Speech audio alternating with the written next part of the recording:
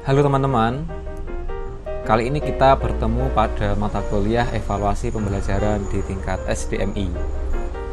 Nah, pada video kali ini kita akan membahas tentang pengembangan penilaian dalam bentuk non-tes, yang di dalamnya nanti kita akan membahas tentang penilaian sikap, penilaian produk, dan penilaian proyek. Hasil dari suatu proses pembelajaran mencangkup tidak hanya aspek kognitif, tetapi juga aspek afektif dan psikomotorik. Sehingga hasil dari proses pembelajaran dapat berupa pengetahuan hasil dari proses pembelajaran, mencangkup tidak hanya teoritis, keterampilan dan sikap. Pengetahuan teoritis dapat diukur dengan menggunakan teknik tes. Keterampilan dapat diukur dengan menggunakan tes perbuatan, sedangkan hasil belajar berupa perubahan sikap hanya dapat diukur dengan teknik non-tes. Instrumen evaluasi jenis non-tes dapat digunakan jika kita ingin mengetahui kualitas proses dan produk dari suatu pembelajaran yang berkenaan dengan domain afektif, seperti sikap, minat, bakat, motivasi, dan lain-lainnya. Lalu, di sini kita akan membahas tentang teknik penilaian non-tes. Nah, apa sih teknik penilaian non-tes itu? Teknik penilaian non-tes adalah suatu teknik evaluasi selain tes yang digunakan untuk mengukur perubahan sikap dan pertumbuhan anak dalam psikologi. Teknik penilaian non-tes dapat diukur dengan 6 cara. Yang pertama adalah skala bertingkat. Skala ini menggambarkan suatu nilai yang berbentuk angka terhadap sesuatu hasil pertimbangan. Seperti contoh, skor atau nilai yang diberikan oleh guru di sekolah untuk menggambarkan tingkat belajar siswa. Yang kedua adalah kuesioner.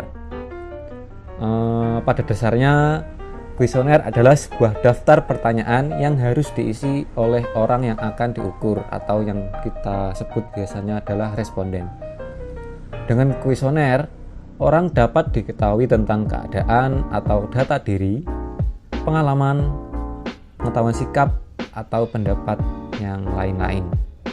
Yang ketiga adalah daftar cocok atau yang kita sebut dengan checklist. Yang dimaksud dengan daftar cocok adalah deretan pertanyaan atau yang biasanya singkat-singkat, di mana responden yang dievaluasi tinggal membubuhkan tanda cocok seperti centang ya di tempat yang sudah disediakan. Yang keempat adalah wawancara. Wawancara adalah suatu metode atau cara yang digunakan untuk mendapatkan jawaban dari responden dengan jalan tanya jawab sepihak. Yang nomor 5 adalah pengamatan.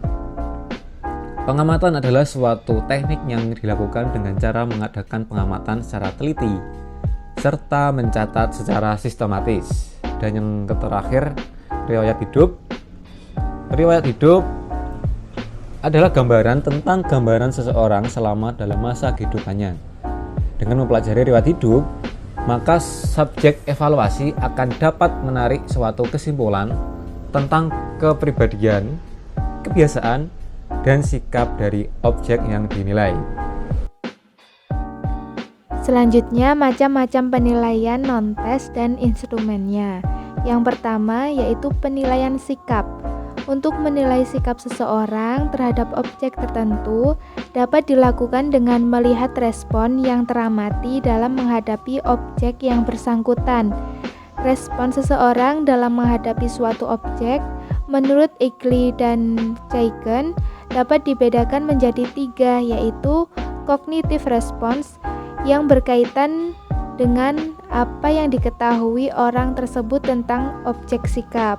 Yang kedua, affective response berkaitan dengan perasaan atau emosi seseorang yang berkaitan dengan objek sikap. Yang ketiga, behavioral response berkaitan dengan tindakan yang muncul dari seseorang ketika menghadapi objek sikap. Ada beberapa bentuk penilaian sikap. atau skala sikap diantaranya adalah yang pertama ada skala Likert. Prinsip pokok skala Likert adalah menentukan lokasi kedudukan seseorang dalam suatu kontinum sikap terhadap objek sikap, mulai dari sangat negatif sampai sangat positif. Untuk skala Likert digunakan skala dengan 5 angka. Skala 1 berarti sangat negatif dan skala 5 berarti sangat positif. Skala ini disusun dalam bentuk suatu pernyataan dan diikuti oleh pilihan respon yang menunjukkan tingkatan. Contoh pilihan respon: SS sangat setuju, S setuju, TB atau R tidak punya pendapat atau ragu-ragu, TS tidak setuju, STS sangat tidak setuju. Untuk contoh instrumen seperti tabel di samping. Yang kedua yaitu skala Thurston. Skala Thurston adalah skala yang disusun dengan memilih butir yang berbentuk skala interval. Setiap butir memiliki kunci skor dan jika diurut, kunci skor menghasilkan nilai yang berjarak sama. Adapun contoh skala penilaian model Thurston adalah seperti gambar di samping. Nilai 1 pada skala di atas menyatakan sangat tidak relevan, sedangkan nilai 11 menyatakan sangat relevan. Yang ketiga ada skala Goodman.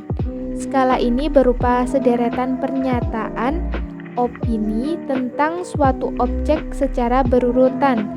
Responden diminta untuk menyatakan pendapatnya tentang pernyataan itu, setuju atau tidak setuju. Bila ia setuju dengan pernyataan pada nomor urut tertentu, maka diasumsikan jika setuju dengan pernyataan sebelumnya dan tidak setuju dengan pernyataan sesudahnya. Contoh, nomor 1, saya mengizinkan anak saya bermain ke tetangga.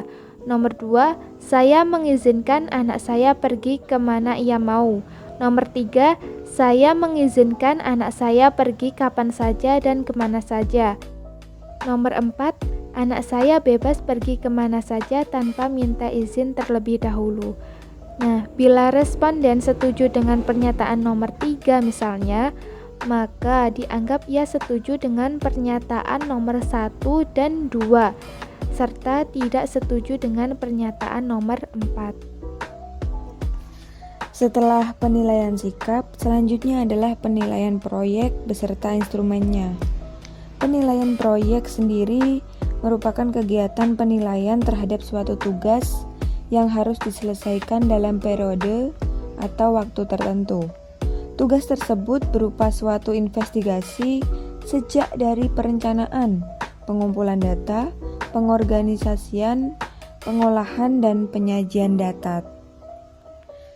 Lalu dalam penilaian proyek sendiri ada 3 hal yang perlu dipertimbangkan, yakni kemampuan pengelolaan, relevansi, dan keaslian.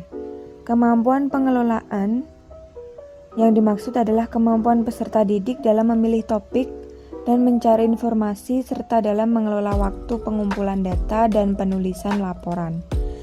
Relevansi sendiri yakni kesesuaian dengan mata pelajaran. Dalam hal ini mempertimbangkan tahap pengetahuan, keterampilan, dan pemahaman dalam pembelajaran. Lalu yang terakhir keaslian, yakni proyek yang dilakukan peserta didik harus merupakan hasil karyanya dengan mempertimbangkan kontribusi guru pada proyek peserta didik, dalam hal ini petunjuk atau dukungan.